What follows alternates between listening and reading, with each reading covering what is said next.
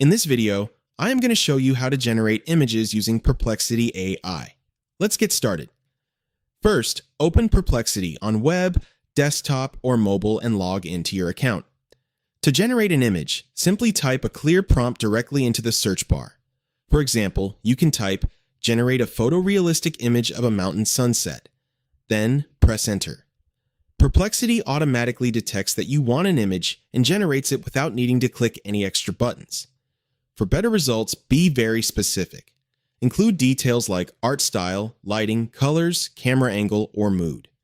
The more descriptive your prompt is, the more accurate and high quality the image will be. If you want a different version of the image, click Regenerate.